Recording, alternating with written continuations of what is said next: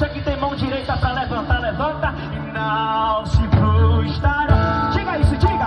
E não se frustrarão os planos de Deus que tem.